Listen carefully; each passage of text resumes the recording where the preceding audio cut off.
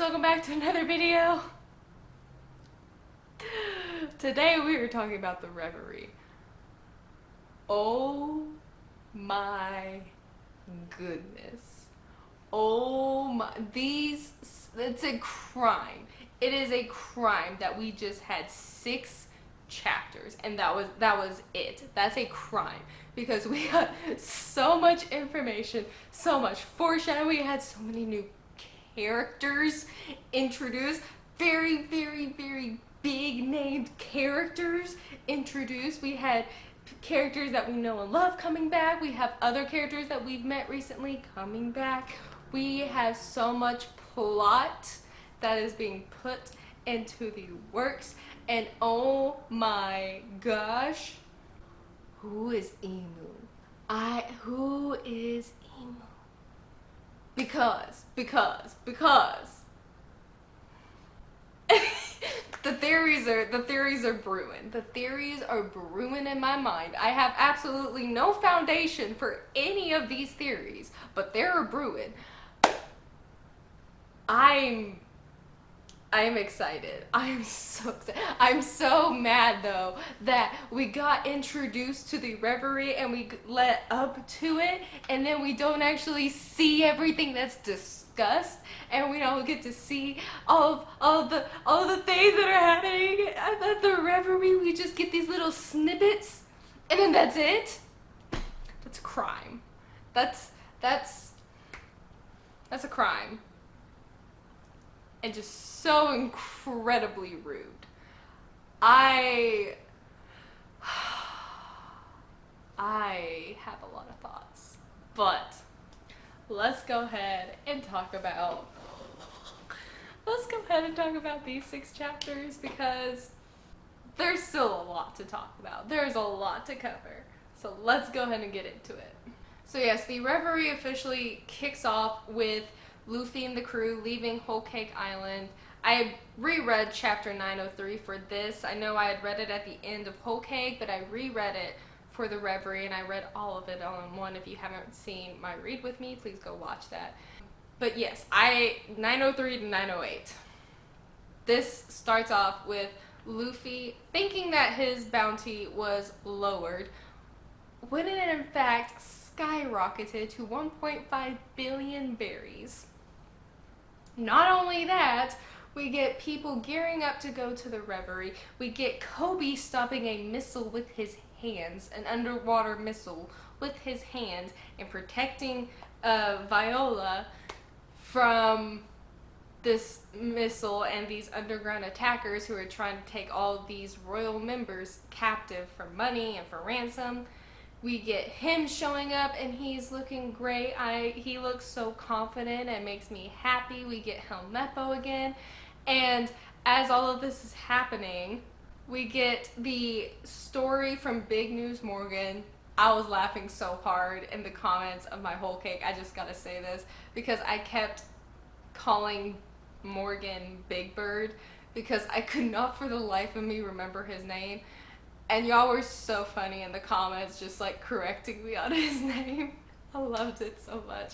I've grown attached to his nickname, so I might refer to him as Big Bird every now and again, but I'll make a conscious effort to call him Big News Morgan, or at least Morgan. But yes, Morgan, aka Big Bird, had written this whole thing, like this whole spew about Luffy and how he had gone into Big Mom's territory. He had gotten, Sanji back, which is what he accomplished. He caused this huge ruckus, all of this chaos. He has a fleet that's been named under him, and he's garnered so much attention. He's taken down, the strongholds of the world government, and then Morgan proclaims Luffy as a 5th emperor. So Luffy is already getting, he's an emperor in name only, from the standpoint of Big Bird, of Morgan, who has given him that title, this honorary title. And we get to see the other 4 emperors' reaction to that. We see Kaido, and Kaido's got beef with Luffy because of everything with Dofi and Dressrosa and all of that. So Kaido's angry after seeing this about Luffy. Big Mom, of course, is angry about this because she just suffered a huge loss and she doesn't like that they're framing it that Luffy was victorious. So Big Mom's mad. We get Blackbeard, just like a little snippet of Blackbeard, laughing as he's looking at the paper and saying like, oh well, he's not ready for that yet. Are we sure about that? Are we sure about that? Because I think he might be. But not only that, then we get Shanks, which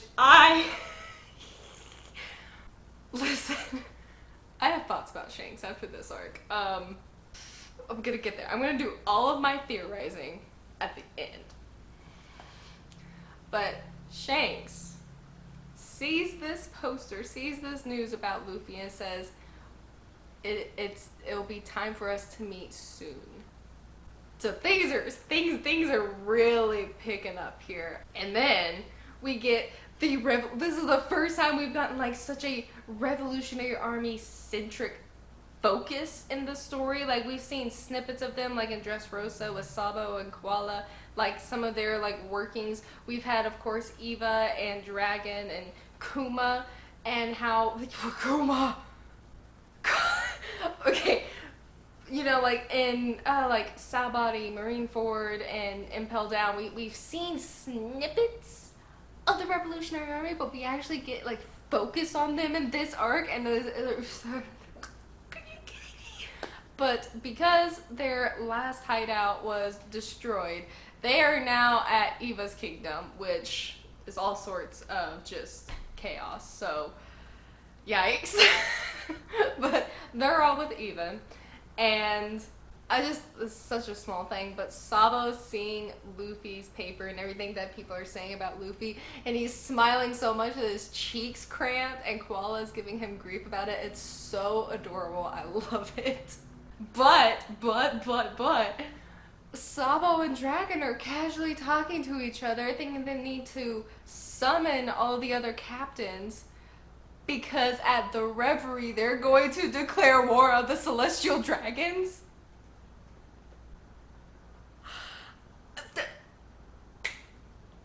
Of all the things I thought was going to happen, this was not one. This wasn't even on any this wasn't even on my radar. The Revolutionary Army is declaring war against the Celestial Dragons. They made a very clear distinction. I know it's later on, but they made a very clear distinction. They're not declaring war on the world government. They're declaring war on the Celestial Dragons. They made that very important distinction, and I like that. But yes, they said it's about time to declare war. Oh my gosh. And as they're gearing up to infiltrate the Reverie so that they can declare war, we get pirates taking advantage of the Reverie and just demolishing all of these kingdoms whose royal families have left, and taking advantage of those situations and just rampaging all over town, hurting so many people. Is just awful. And then we get 4 captains of each quadrant of, I guess, the oceans. You get one from the north. My direction. You get the north, the south, the east, the west. I'm a little directionally challenged, so that was a lot harder than it should have been. You get those 4 captains of the Revolutionary Army coming in. So you have a giant named Morley who can like dig underground and stuff. You have Betty, and then you get Lindbergh and Karasu, which I really like the play on words with Karasu, with crow and everything. I really enjoy that, and his powers are crow related. It's really cool. But we get 4 major captains of the Revolutionary Army showing up, protecting the town, making their way to the Revolutionary Army, to the Reverie, to join up with Dragon and Sabo. I really like Betty's powers, how like she can yell out something, and as she's waving like the flag, it like empowers others in a sense. Well, because she has, what is it? I can't remember what her powers are called, but it's so funny. Like she can just like put energy into other people when she's giving like this battle cry or this speech, and they can feel empowered by that and they start to fight back. It's pretty cool. But yeah, they're on their way to meet with Dragon and the others so they can help declare war. And then we get, there's new Marine Ford. There's a new Marine Ford. I think it had been mentioned of being built, but I wasn't completely sure. I didn't quite remember. So if I remember this correctly, you have Old Marine Ford, the Red Line, and then New Marine Ford. And Mary Joy is still in the center of it all. So it's just the New Marine Ford is on the opposite side of where Old Marine Ford used to be. And it looks really pretty, actually. I'm wondering if and when it gets destroyed in either the war or something else. We also get more of a Kainu in this arc. It's seeing a Kainu, and I said this in my read with me, but seeing a Kainu get upset at things that aren't going his way really just makes me happy. It really does. I have no other explanation for why it makes me happy other than I just don't like him. It makes me happy to see him be uncomfortable and have things not go his way. And even Sengoku comes in and like trolls him about it. It's actually the funniest thing. He's upset because Fujitora decided to go to Mary Joy using the argument that Mary Joy isn't a military place, so he is allowed to be there. He's technically not allowed on any military base. Mary Joy is not. Akainu doesn't like that, so he wants the Navy to get him out of there. The Navy men are like, well, he kind of had a point. And we get mention in kind of like a shadowy figure of the other new admiral, Admiral Rokyugyu. I think I said that right. If I didn't, please let me know. We don't know anything about him, and we haven't gotten even to see his face, and I'm a little upset about that. But as the Reverie is gearing up, we get to see how they actually get to Mary Joy. They're lifted on these gondolas that kind of go up into the air and take them to Mary Joy. And then we get introduced to so many royal people, so many royal parties and people that I will not remember. There's a couple I will remember because their names were so funny that it just cracked me up. I'm definitely remembering them. Like the king from Bollywood, Hamburger. Funny. I thought it was funny. I thought it was a great one. And then you also have King Taco from the Kingdom of the Dead. I thought it was great. I thought this humor was fantastic. It was hilarious. I had a great time with this. But we get a lot of kings and queens coming to the Reverie. And then the other ones who are showing up, at least in the panels, it did not seem that they had a personal escort from the Navy bringing them in. But when the royal family from Fishman Island come, GARP is personally leading them in. King Neptune, Fukaboshi, Princess Shirahoshi, they are personally being led by GARP, and they know, the royal family knows that that's Luffy's grandfather. I said I'll save the theorizing until later, but I just have to, there is so much about GARP in this section too, because he knows so much more than what he's letting on. I've thought this for a while now, and now I'm actually getting like a little bit of proof that he does know more than he's letting on, and I can consolidate that feeling right here. Maybe not in this panel, but later panels. He's personally leading them to the Reverie. Does he know? Does he know who Shirahoshi really is? Does he know that she is an ancient weapon? On that token, does he know something about Luffy that we don't? Because I have so many questions. Garp knows something. He knows something's going on, and I want to know what he knows. I want to get inside his brain and get some answers because he has the answers. I might be extrapolating a little too much from this one panel alone, but The fact that he personally led Shirahoshi and the others with Shirahoshi's connection to Luffy, and knowing who Shirahoshi is, what does GARP know? What is GARP doing? Because we know GARP specifically did not want to get higher than a vice admiral, which, I mean, I think he really could have, because he seems strong enough to do so. So there's a reason he's kept himself at like just high enough power to kind of get away with doing what he wants, but not high enough to where he has to obey everything that they tell him. So he's got he's got some wiggle room that he's working with, and what is he doing with that? What game is he playing? What is he doing? What does GARP? I just want to know what GARP knows. That's all I want. Actually, I want a lot more than that. I want to know a lot more than that. But I want to know what GARP knows, because I'm curious. Yeah, Morgan is at this whole debacle. He's, recording the events of the Reverie with all the other press, so he's there, and everybody's smitten by Shirahoshi, who gets compared to Hancock's beauty, which, that's a big compliment to Shirahoshi. And then Stelly makes his reappearance, as he is a king of Goa, because, he, his family got him in line to marry the princess, and the king and prince happened to die under unknown circumstances, and then, look, he's king.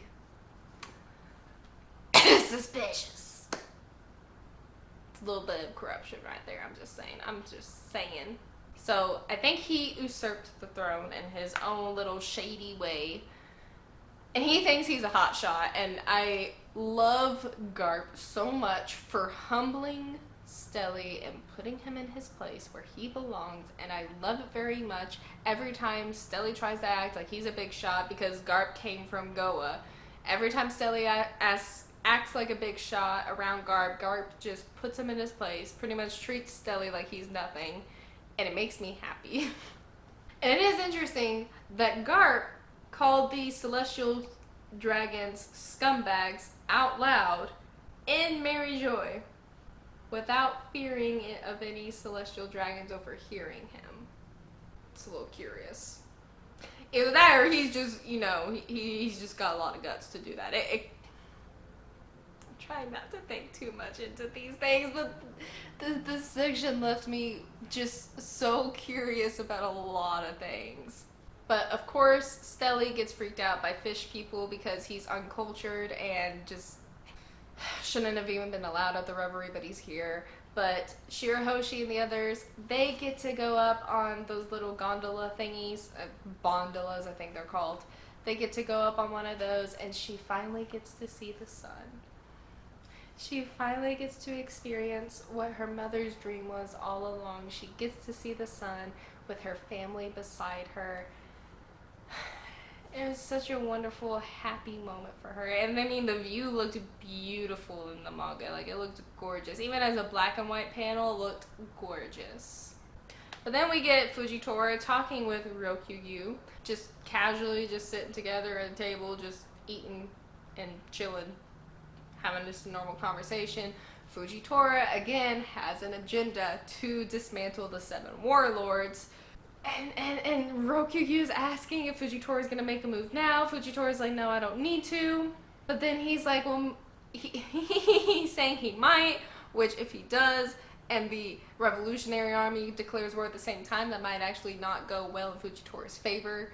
But then he says, but it's the system I actually need to destroy. So he's got a plan, but then he drops this bombshell that Vegapunk has created a new weapon. Or maybe not a new weapon, I'm just assuming it is. But he says he's created something, and then right after he says that, and Ryokyu says, oh, meaning, and Fujitora says, there's no longer any need for the 7 warlords of the sea. What does that mean?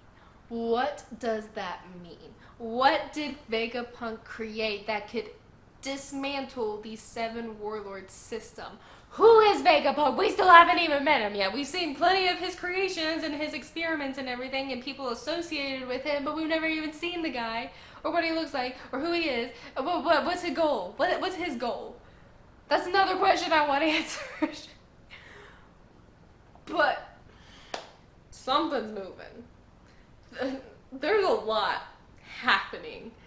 And then there's a question about who Rokugyu is, because Fujitora is saying that he's been on this fast, but the way he says it is like there's like implications behind why he's fasting, and Rokugyu says he hasn't eaten anything in 3 years, and the way he says, well, if a pretty lady asked me to open wide, I suppose I'd chow down, and that's why I haven't had a bite for 3 years. Is he a cannibal?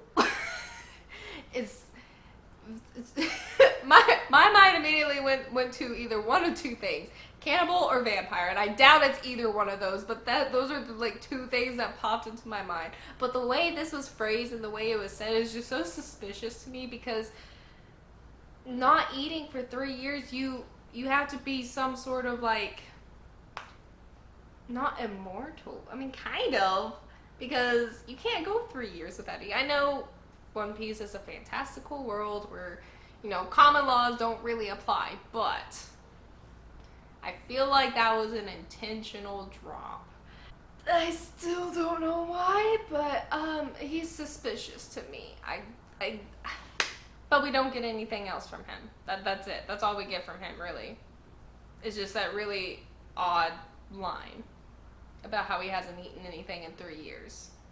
But then we get Stelly ascending to go to the Reverie, and who better to come and act as a guard than Sabo? I love the deception. I'm so mad we don't get to see it through. I'm so mad about it. But they all arrive, and they have to go up this massive, massive staircase to get to like the main like plains of it, to see the actual kingdom of Mary Joa, and it looks beautiful. It looks very beautiful and pristine and happy and pleasant on the outside. But when they're like, oh, there's this moving like sidewalk thingy that's gonna take you there. All you have to do is step on it and it'll just take you there. What an amazing feat of technology that we have here. And Fukaboshi senses something wrong. Him and the rest of his family go off to take a more natural path up to Mary Joy. And we find out that this wonderful, wonderful little pathway has slaves running it underneath. Which it should not have shocked me. It should not have shocked me. We are in the land of the celestial dragons. It should not have come as a surprise, but I was not ready for that. I was not. The chills of seeing that one man crying, saying, somebody please help me, or at least kill me. Just horrifying. I was starting to get really angry, because who spots Shirahoshi, the dirtbag himself, Charlos, whatever his name is, from Sabari, who shot Hachi and was trying to get Kami. He spotted another mermaid. But before anything can happen there, we get all of the royals starting to mingle, and then you get Rebecca and Vivi meeting each other, and they have this wonderfully precious conversation about Luffy. It is absolutely adorable. Not only do they talk about Luffy, Vivi meets Leo, because Leo's part of Luffy's fleet, and because Vivi has been helped by Luffy before, he showed himself to her. I thought it was so cute. And as they're talking about Luffy and what Luffy has done for them, Shirahoshi overhears and joins in the conversation, and then you have these 3 darling princesses talking so lovingly about a 1.5 billion berry pirate that is wanted dead or alive. It is adorable. It is the best thing. Like, they are all so indebted to Luffy. They all love Luffy so much, and they are all happily talking about him at the Reverie. He's got a lot of royalty on his side. Luffy does. Like, Luffy's got a lot of royalty on his side. Because it's not just these darling princesses who are going to talk about him all day long, who love him and will gush over him. Dalton shows up with Dr. Kuroha after, what's his name? Wapple shows up. But even before Wapple shows up, we get Sai, who is now a ruler. And he's indebted to Luffy too. We get him showing up. But yes, we do get Wapple back. I knew he was coming, but I still didn't want him to actually be there. I don't care for him. His character hasn't changed much, and Dalton really puts him in his place whenever Dalton comes, and I really loved that. But yeah, Luffy's got a lot of allies, like from the princesses to Sai to Dalton and Kuroha. And for Kuroha, when was she like 134 years old? Or not 141. I just looked it up. How is she 141? That's why she kept talking about her youth and like want to know my youthful secret. I thought she was just like a 60 to 70 year old lady who was like bragging about how youthful she still looked. No, she's 141. I didn't know that. Kuroha knows a lot too. I bet you she's got some answers. She might know something about the Willy that we haven't discussed yet because she mentioned it on Drum Island. She might know something about the One Piece, or something about the history because she's been alive a lot longer. It makes an interesting case. But amidst all of this, we get Doflamingo in prison, talking about like how someone had tried to like send an assassin after him or something of the sort because he knows one of the world government's secrets. He knows one of the Celestial Dragon secrets. He said to make sure I don't go spilling the secrets of Mary Joa's hidden treasure. Just let the secret out. Power has such a short shelf life. It goes bad very quickly. And then we see this mysterious figure, this mysterious person clutching Luffy's bounty in their hand, walking towards this very weird room, opening it up to a very like cold area, walking through to a giant straw hat, frosted because it looks very cold in that room, but a giant straw hat that is almost the size of the person itself. Is the straw hat the hidden treasure? I don't think so. Is Emu, as we learn now, this is Emu. Is Emu this hidden treasure? Because doesn't really seem like anybody knows about Emu because the five elders are supposedly, the highest ranking authority. And then, you have the whole empty throne situation, and yet where does Emu go and sit? She sits on the empty throne. But, I mean, the timing of that conversation with Doflamingo about the whole hidden treasure thing to meeting Emu and then them going into this room with a giant straw hat clutching Luffy's poster. What? Who is Emu? What is the connection? Why is there a giant straw hat? What is going on? I'm going to hold that thought because there's a lot we have to talk about. Because we get Big Mom talking to Kaido, proposing like some sort of like temporary alliance between two emperors to take Luffy down. Because Kaido's got beef with Luffy and Big Mom's got beef with Luffy.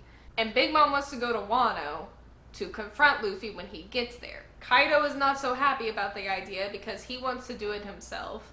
But we learn that Kaido owes Big Mom a huge debt, a huge favor.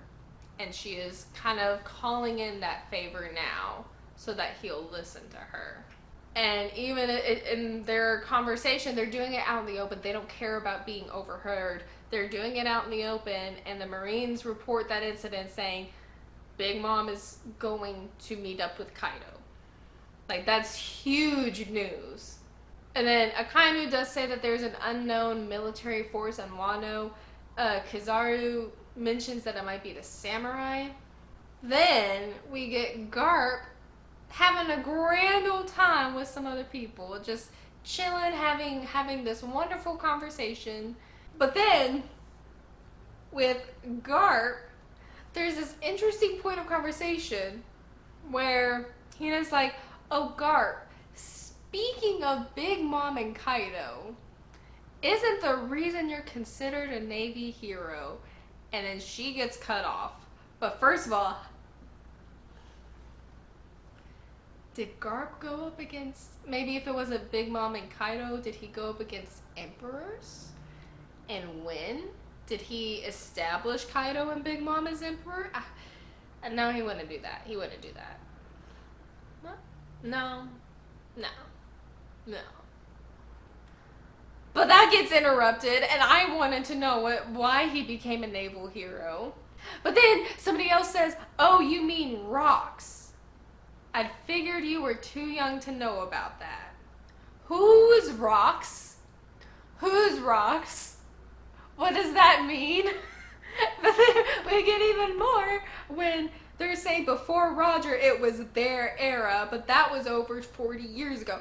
Whose era? Who's rocks? What era was it? Because Roger created the Greek pirate era. I keep turning my chair. Roger created the Great Pirate Era. What era was it before then? Who reigned in the era before then? Because there were still pirates there, because pirates have been around forever. And who did GARP fight? What? Who's rocks? What does Big Mom and Kaido have to do with how GARP became a naval hero? What era was before Roger? Who was they? Like, who are they? Who are they? The past is in the past. No, it's not. We really need to talk about it, because I really need to know. But then they're saying, "Oh, well, their strength is still growing. It makes us worried." Because it says even without the captain, their strength is growing. And then GARP says there's no point worrying. If they return, they'll be a threat, but events will find a way to surpass our imagination anyways. And they're like, "Oh, why are you grinning?" And he doesn't give us, like, what do you mean if they return? Who are they talking about in that context? Are they talking about Big Mom and Kaido? Or are they talking about rocks? Or are they talking about whoever's era it was before Roger? Who are they talking about? Who is he saying, "Oh, even without their captain"? Is he talking about the Whitebeard pirates? I mean, there's several people you could be talking about there. But why is he grinning? What does he know? He knows something. And it's aggravating me because he won't tell us. I am so sure that GARP knows. One of the many answers, at least, that I have been dying to know. And I really want more with GARP now. But that is when we officially get introduced to the empty throne and the idea of it, that no one is allowed to sit on the empty throne. Saying that, all of these kings from different nations are meeting, no one is allowed to sit above the other. And how did they say? They said the 20 weapons that guard that throne were placed there as an oath by the first 20 who created this world 800 years ago. That gives me... Okay. The throne is located at the very center of the world, and the fact that none sit upon it is a symbol of peace. The greatest authority in this world are the 5 elders, who are the most high-ranking of celestial dragons. There is no one king of the entire world. Funny how we get that explanation when just a couple chapters later we see Imu sit upon that throne, and these 5 elders, these highest authorities of the entire world, kneel before Imu. "Oh, there can't be one king above him." I bet you there is. I bet you can, because there is. Maybe that's the secret, because nobody seems to know about Imu. Who is this little shadowy figure that is running things? And it's almost theory time. I've already kind of theorized a lot, but it's almost officially theory time. But then, yes, Charlos, being the absolute worst celestial dragon in the existence of everything, tries to capture Shirahoshi. Tries to put her in chains because, "Oh, well, I'm a celestial dragon, I can do whatever I want, ha ha ha." I hate him. Hate is a strong word, but I hate him.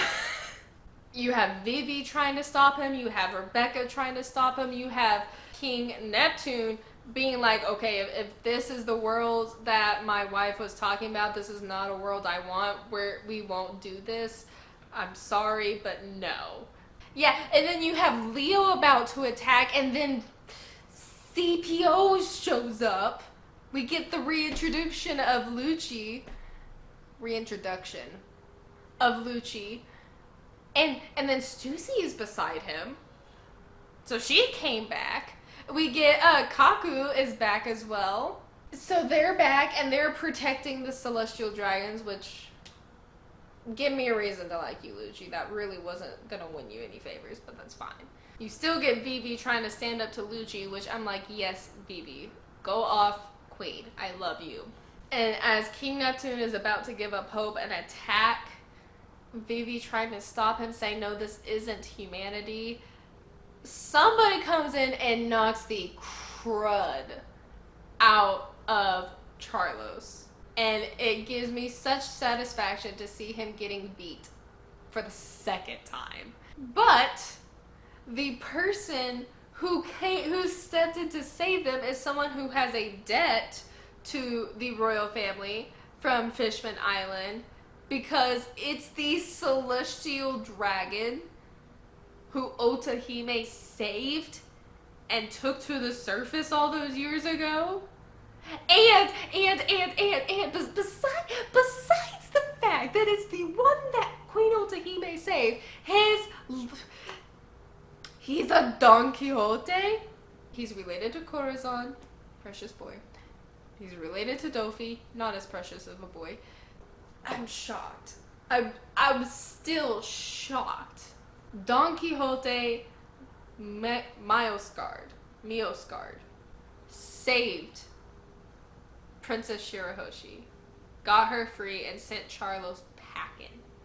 But we don't even have time to sit here and process that, because who shows up to have a meeting with the 5 elders? Shanks! And not just that, Shanks shows up right before the Reverie, and he's like, oh, there's a pirate I need to talk to you about. There's only 2 pirates that I see as a possibility that Shanks is talking about. One is Blackbeard, the other is Luffy, and neither of those are really great conclusions. Because if it's Blackbeard, that means that that Blackbeard is doing something that needs to be monitored so closely by the 5 elders, and is so worrisome that Shanks as an emperor is coming out to talk to them about. So that means he's even more dangerous than we already know him to be.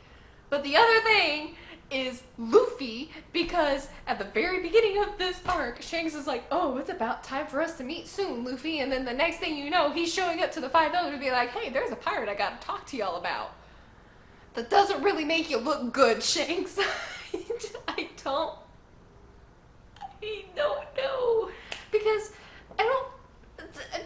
Shanks isn't a bad guy. I mean, he's a pirate, but he's not bad. I'm trying to think through his reasonings and who he could be talking about, because he said pirate, not pirate, so it doesn't really seem like he would be talking about Kaido or Big Mom or their situation. Blackbeard is a pirate we've seen him go out of his way to talk about before with others, like he went to Whitebeard to talk about Blackbeard's situation with Ace. So we've seen him discuss Blackbeard before and how dangerous Blackbeard is, and Blackbeard and Shanks faced off in Marineford in the Paramount War. So I mean, that is a very good possibility, because we've seen that Blackbeard is doing a lot of really weird stuff and becoming really dangerous. Okay, that's a good possibility. But I can't shake this feeling that he might be speaking of Luffy. Luffy, who is becoming even more infamous, who is dismantling a lot about the world government, becoming even more powerful, has been named as a 5th emperor by others, and in title only, but still others are thinking of him as the 5th emperor. Shanks himself seems very proud of this, but then he's like, oh, it's time we meet soon. And then comes to the five elders out of nowhere and says, hey, we've got something to talk about. Unless Shanks, no, I don't know. I mean, does Shanks know that Emu exists? Does anybody know Emu exists? Unless one of my theories comes true, then I know at least one other person knows Emu exists, but I'm gonna get there in a second. But is Shanks trying to kind of manipulate a situation to play into his favor? Because Shanks only moves when, like, he needs something or, like, absolutely necessary. Like, he didn't move for the Paramount War until the very end to end it and to kind of, like, make that final, like, okay, this is done. We haven't really seen him make any major plays, any major moves. But if he's been here all this time, he's been an emperor all this time, and he's this respected by so many people and so powerful that he is an emperor with all these people under him, what has he been waiting for, and why now? Why now is he deciding to make a move, to go make such a drastic move, to go to one of the, or to the five elders to address something about pirates? Why? Is it because of the movements Luffy is making? Is it because of the movements other people are making? Is he sensing the upcoming war? Or there's so many possibilities, but I need to know a little bit more about Shanks' motivation, because right now it's a little suspicious. A lot of people are looking really suspicious to me because of this arc, and I don't like it. But yeah, Shanks met with the five elders. Of course, we don't see their conversation. Aside from that, you get Princess Mancherry healing Shirahoshi and Akin. All of these princesses just knowing each other, talking to each other, and knowing Luffy is just very heartwarming. I love it. And then we get another like bombshell from the Don Quixote. I can't pronounce his first name very well. Mioscard. But Don Quixote, the good celestial dragon, I never thought I'd say that, but the good celestial dragon, kind of reassuring that he's gonna be on King Neptune's side throughout this whole thing. But then, what's his name? Pell comes to Vivi and she's asking where her father is. He says he went with Admiral Fujitora. First of all, those two, okay. He went with Admiral Fujitora, the one who sent that letter, to have a discussion with King Riku of Dressrosa.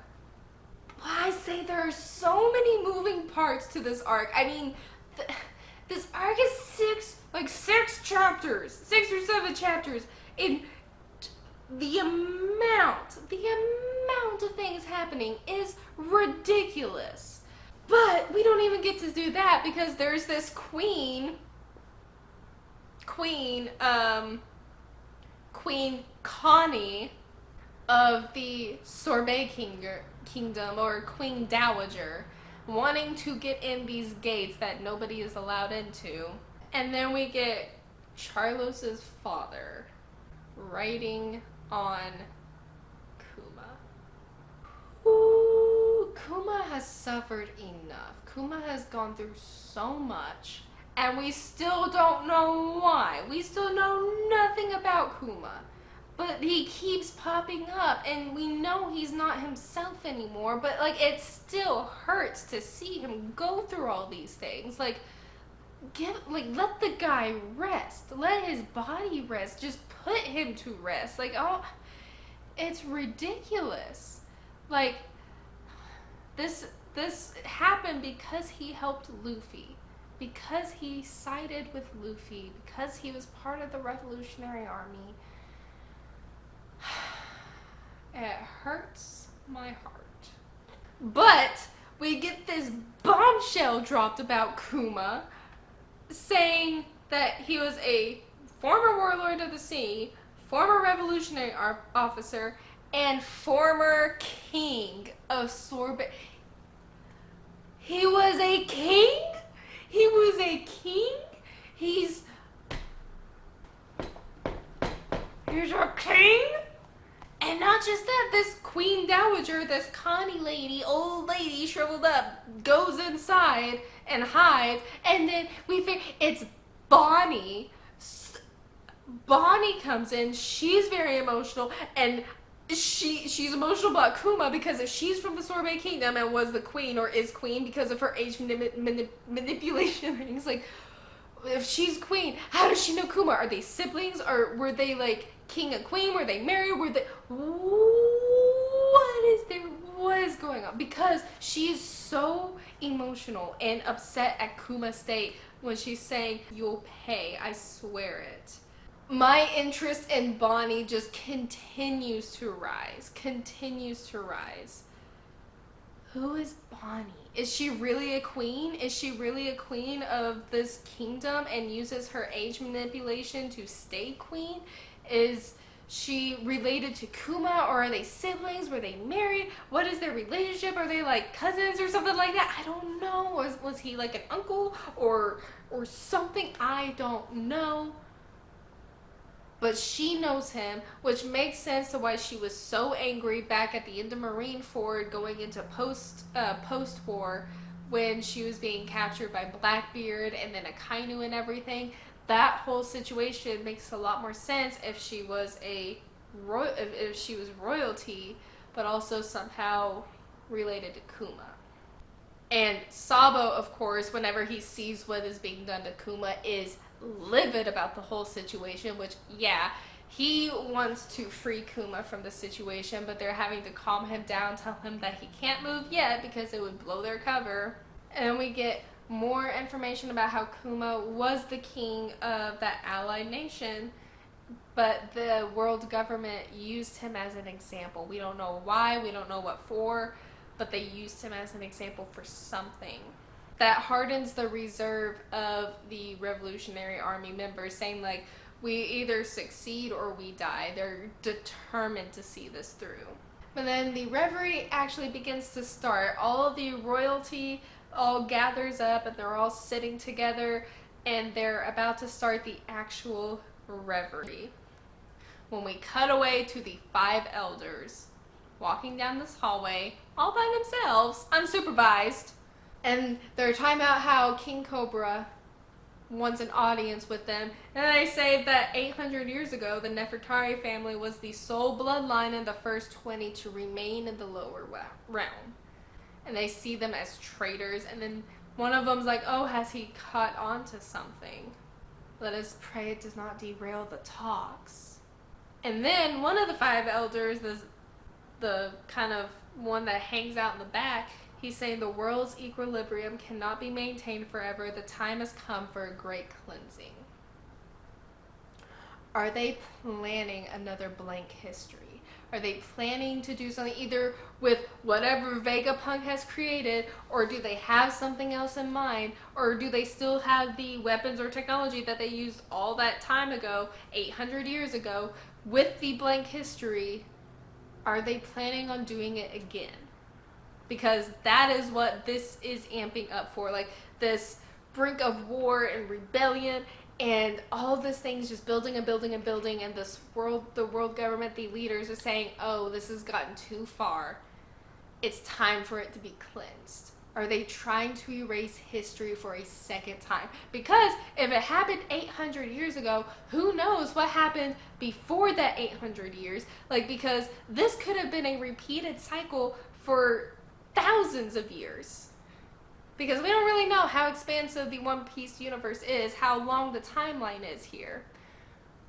This could have been a repeated cycle, like every almost 1,000 years, this blank slate comes up where this history is eradicated and there's a blank, this blank history that nobody knows what happens, nobody knows what takes place there.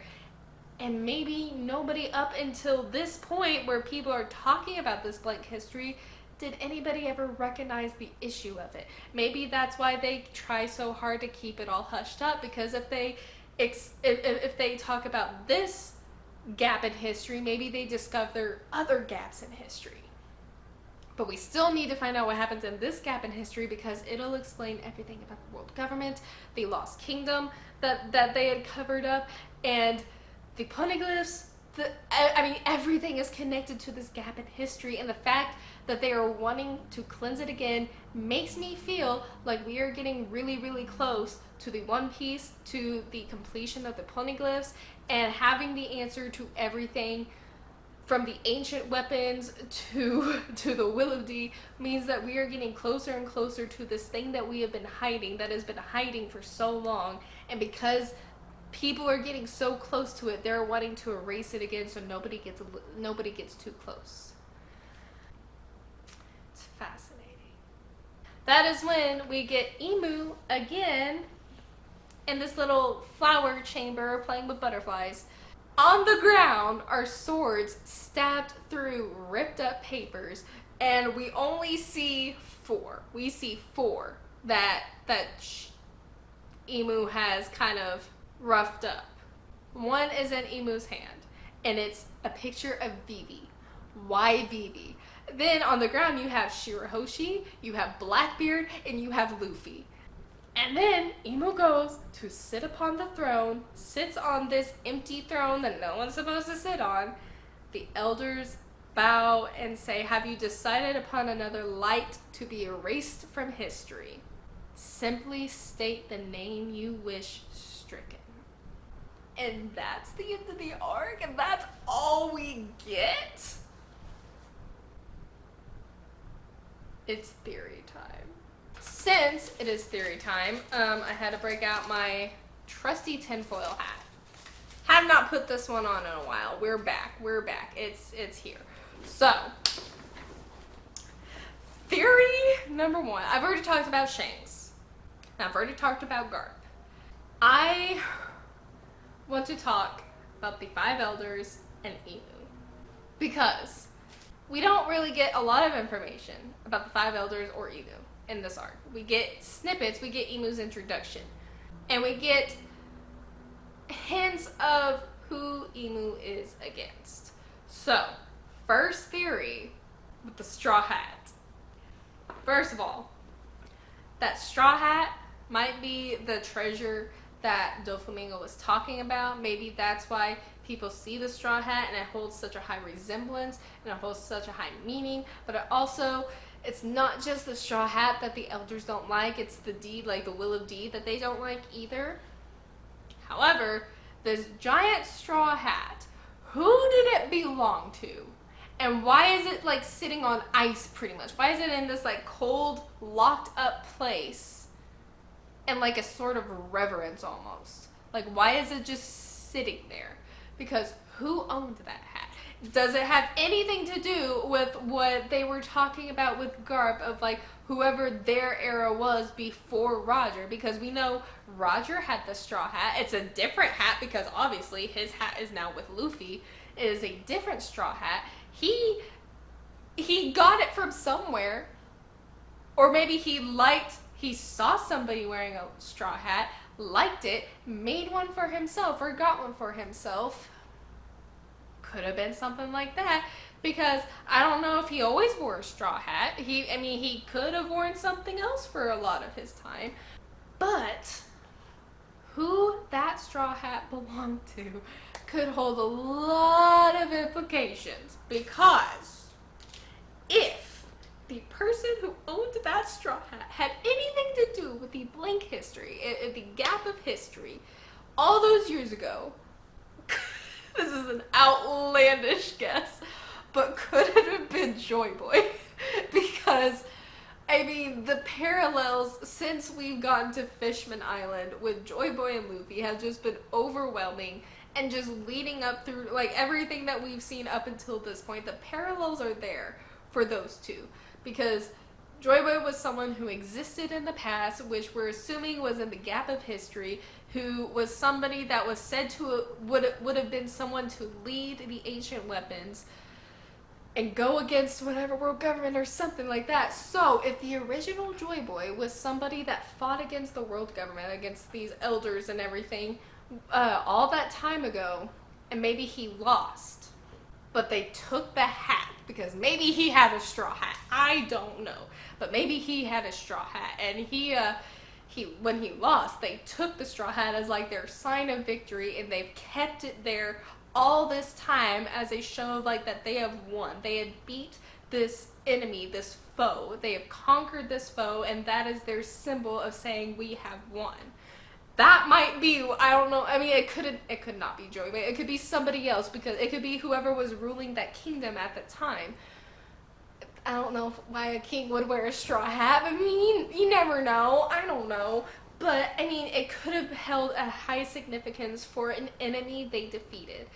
But because nobody knows about the gap in history, the 100-year gap, nobody knows what happened 800 years ago, nobody can explain why they have that straw hat. Nobody can say why it's there, why it's in this place where it's been kept in this kind of like frozen state all this time.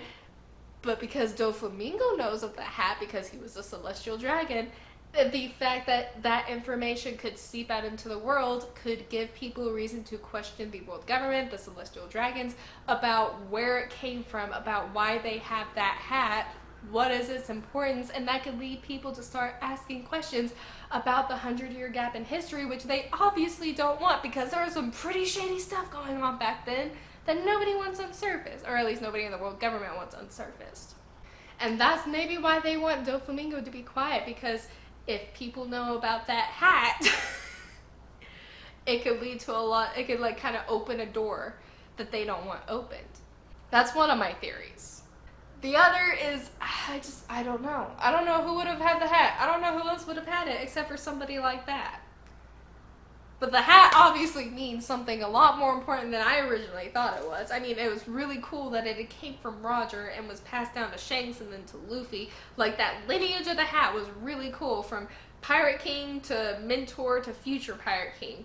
That's really cool. But then there's this other hat that's just been sitting there for who knows how long, and this leader over the world government that is higher than the elders just goes and looks to this hat after seeing a picture of Luffy, and maybe they feel threatened by Luffy because they see him in the straw hat, and because they know the history, maybe Imu's a little threatened that Luffy will repeat the same thing that Joy Boy did back then, or whoever it was back then, and lead these ancient weapons, lead this huge war and rebellion, and they're gonna have to do this process all over again.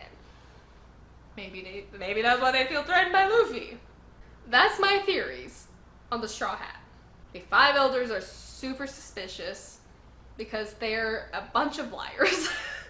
They're lying to the rest of the celestial dragons. They're lying to the Navy. They're lying to all of the royals, everybody. They're lying to everybody because nobody seems to know that Imu exists. But they serve Imu. And either they have the power to snuff out a light whenever Imu commands it, or Imu has the power to snuff out a light and they just go about it, you know, they just follow through with it. But they just eradicate on behalf of Imu with no questions asked. It's a little suspicious. I have more theories about Imu than I actually do the 5 elders, and it's wild because we've seen the 5 elders more, but I mean, their conversations are they're so vague, but they're also so full of information, like how they're talking with Shanks and they have like all these people, like Cobra's wanting to meet up with them. They're like, oh well, he better not know too much, and you know, talking about wiping out or doing a cleansing again. You know, all these things are like so suspicious, and then we get, oh, Imu, who do you want cleansed? Who do you want wiped out? Haven't quite pinned them down yet. But some theories on Imu. This very shadowy figure that you can't really tell much about. It has a very creepy eye. We don't really see much detail about Imu's eye, do we? It just looks like a very serious expression from the eye. It's all I can really garner from that. I have some very outlandish theories that are probably all wrong. But First of all, because we don't see Emu, we can't tell age, gender, or anything like that, or what they look like. So, I have a couple theories.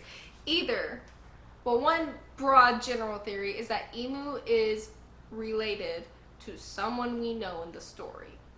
I have one theory on who, but I know it's probably wrong, but I have one theory on who. About to get there. Second of all, because we don't know Emu's age, because we don't see their appearance, we don't know how old Emu is. Emu could potentially be this like immortal-ish being that has been around for quite a while. A long while. Maybe 800 years.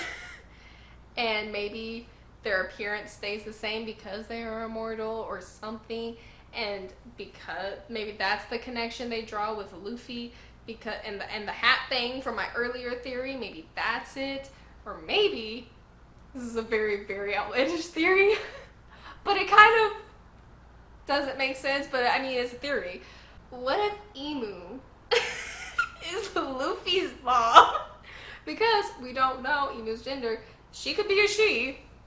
If she's a she, the way she's holding Luffy's picture and maybe her connection to that straw hat, if Emu is Luffy's mom, Dragon would of course know about Emu, because that's Luffy's dad.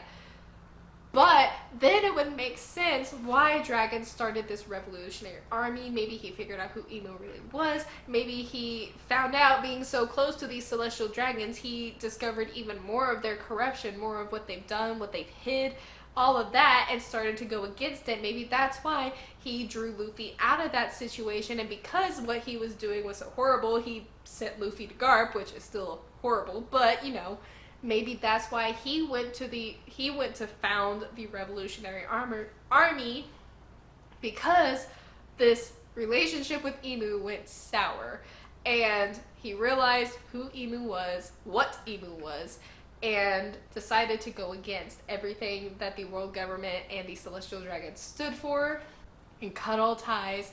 And maybe that's why he's wanting to declare war on the Celestial Dragons, but not the world government, because maybe, just maybe, the Celestial Dragons, which come from those 20 founding families, are the main cause of everything, and the world government is just kind of getting looped in underneath it and taking the fall for everything. And maybe he knows that. Maybe he's like, well, let's get rid of the Celestial Dragons, demolish that like hierarchy, and the world government can reform and refigure itself into something better after knowing what the Celestial Dragons has done. So Luffy's mother might be the most evil person in this whole show, potentially. I know I'm probably really wrong about that, but it would make sense since nobody knows Emu exists. And if Dragon does, because maybe he was connected with Emu a long time ago and gave birth to Luffy and all that, that maybe that's why he's wanting to declare war on the Celestial Dragons and not the world government. That would make a good distinction for that.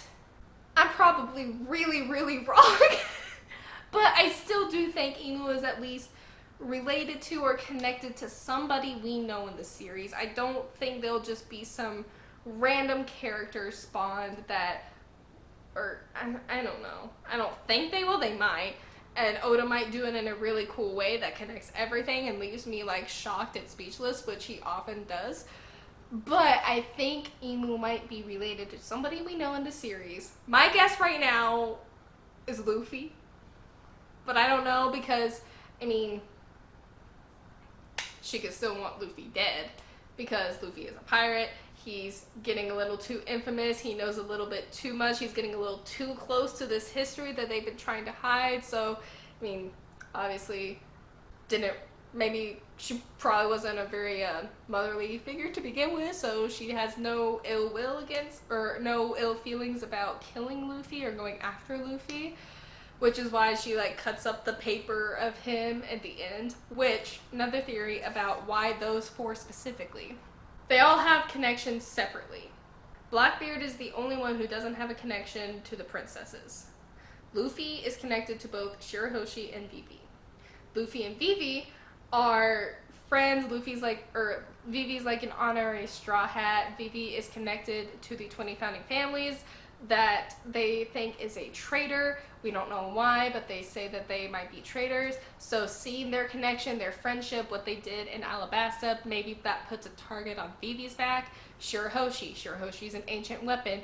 Luffy had parallels with Joy Boy this whole time. So of course that connection with them is there, and maybe that puts a target on Shirahoshi's back for more than one reason. It's obvious why Luffy has the target on his back, not just for being a pirate with a very high bounty. He's also a member of the Willow D, which is the connection he has with Blackbeard. Blackbeard is also a member of the Willow D. Teach. Marshall D. Teach. They're both members of the Willow D. That connects them, but as far as I know, Blackbeard doesn't have a connection with Shirahoshi or Vivi, so that kind of leaves him a little bit as the odd man out. So I don't know why else he's here, but it's curious that all four of those don't connect perfectly together. Like, Blackbeard's kind of the odd one out right there, but he's there for a reason, so how else is he connected to this whole thing? Unless he's like an usurper? Like, Luffy could be like the potential of Joy Boy, like the one who leads the ancient weapons, but Blackbeard, because he's a plotter, he's a planner, and he steals from people. What if he tries to come in and steal that role? I don't know how you do it, but like if he tried to steal it from Luffy and take over Luffy's role as that person to lead the ancient weapons, I don't know how he'll do that. That could be a possibility, but that still kind of leaves Vivi just hanging there, because she's not a member of the Willow D. She's not a member of the Willow D, but she's a princess like Shirahoshi. That connects them together. She's not connected to Blackbeard at all, but she's connected with Luffy. So I'm a little confused. Unless it turns out that Vivi's like another ancient weapon, which I don't think she is. I really seriously doubt it. It's either that, or she's... No, because if she was a member of the Willow D clan as well, we would have known already. Like, when Nefertari Vivi, we would have seen that already in Alabasta. So it can't, but that would connect her and Blackbeard. It would connect her and Blackbeard together, where otherwise they have no connection. But that still leaves Blackbeard and Shirahoshi disconnected. Shirahoshi isn't a member of the Willow D clan. She's an ancient weapon. No, maybe they're somehow connected. It's either gonna be their lineage somehow. Maybe Blackbeard's family, like all the Willow D members, like they come from a certain place, is my theory. They all come from one kingdom, the Fallen Kingdom, the one kingdom that got destroyed in the blank history. What if the way Blackbeard is connected to Vivi has something to do with that blank history? And if Imu is as old as time, that, speaking of old as time, I mean, Zunisha's over 1,000 years old and been walking forever. He's seen everything. So Imu could possibly do that. Maybe it's a possibility. Maybe there's some that just have very, very long lives. And if Imu is Luffy's mother and she's got a very long life, maybe Luffy just naturally has a really long life, and maybe that's why all of the little lives that he's had, like all the life that he's taken out of him from using like second gear and third gear and all that, and all of Eva's injections, doesn't affect him as much, because maybe he just naturally really had a long life and it just shaved down like 20 years or something when he has like 800 to go. I don't know. I know that's a really dumb theory, but I'm just saying. Some people live really long in this show. I mean, Kuroha's already at 141, so I mean, it's possible. It's possible. Does Zunisha know Imu? Does Zunisha know about Imu? Because if Zunisha... oh, that just brought up a whole... Because if Zunisha knows, because Zunisha's been around and was told by somebody to keep walking, I assumed in Zoe that it was maybe like the one who had led the ancient weapons before, like Joy Boy, that had told him to walk until the next appointed time. What if it was like Emu?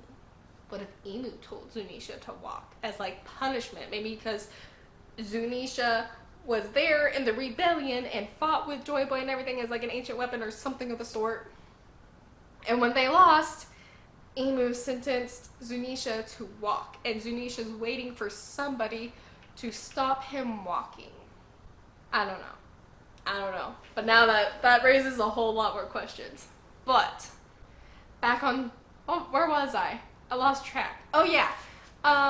Back to like Blackbeard and maybe their connection comes from like that ancient history of maybe Blackbeard's family went against the Nefertari family because Vivi's family, her ancestry, was one of the 20 that founded the world government, which meant they went against the one kingdom, which I'm assuming was where the Will of D was founded. So maybe that's where that connection comes in.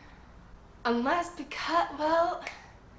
because Vivi's family, one of the 20, stayed in the they were the only one of the founding 20 that stayed in the lower realm, and Alabasta had a poneglyph in it, which means that the Nefertari family is against the world government, therefore against the celestial dragons.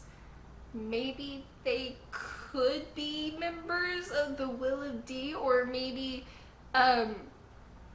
somebody married into the Nefertari family that was part of that clan, and some of their descendants became members of the Will of D clan over the years, over the centuries. I mean, that could be. I don't know. I don't know how else to connect those two together, because they don't have any other connection. And I still can't make sense of why Shirahoshi's there other than her connection to Luffy. Because Blackbeard doesn't have a connection to her, unless, again, like, he's gonna try and steal the ancient weapon power or something like that, like he did with Whitebeard's devil fruit. I know it's not a devil fruit that Shirahoshi has that makes her have this power, but I don't know. He could find a way. I don't know. Those are my theories. Those are my theories so far. Wow. The Reverie arc was insane. It was wild. There was so much information. So much information in there. So much plotting and foreshadowing and development and questions being raised. I still want to know who GARP was talking about when they were like, oh, it was their era before Roger. I still want to know what that was about. I still want to know all the questions about GARP and Shanks and now Emu and the 5 elders and why those 4 specifically are tied together. Luffy, Shirahoshi, Vivi, and Blackbeard. I want to know why Emu grouped those 4 together. Is it just because she thinks those 4 are like the top threats? Or is it something else? I don't know. But that is all for this video. Thank y'all so much for watching. This turned out to be much longer than I anticipated, mostly due to all of my theorizing and all of the thoughts I have about this arc. This was such a dense 6 chapters, but I loved it. I absolutely loved it. I hope y'all did too.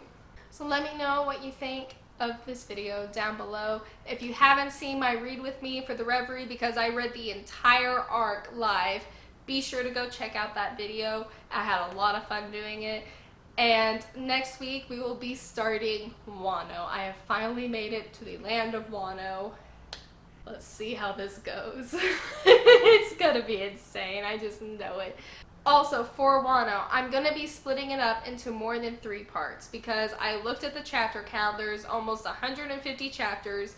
There's no way I'm just gonna do 50, 50, 50. That's just too much because I talk a lot as it is. So I'm gonna be divvying it up a lot more. So the first 3 will probably cover the first 60 to 80 chapters, maybe. We'll see. It might be a little less than that. But for the kind of middle to latter half of Wano, I'll be doing in the month of December. So if y'all have chapters that y'all want me to react to live in my Read With Me's, make sure you leave it in this video, because I'll be going to this video to ask for, or to see recommendations for Read With Me's for December. I'm doing it at the beginning of the month so I don't procrastinate and forget about it. So go ahead and let me know. I'm sorry I can't do any other Read With Me's for the first part of Wano for this month. I'm just not going to be able to this month, but let me know what you want for December. I'll see if I could do 1 or 2 in December. So let me know what chapters y'all would like me to read live, and I'll see I'll see what we can work with there. Other than that, thank you all so much for watching this video, and I will see you next time, scholars. Bye!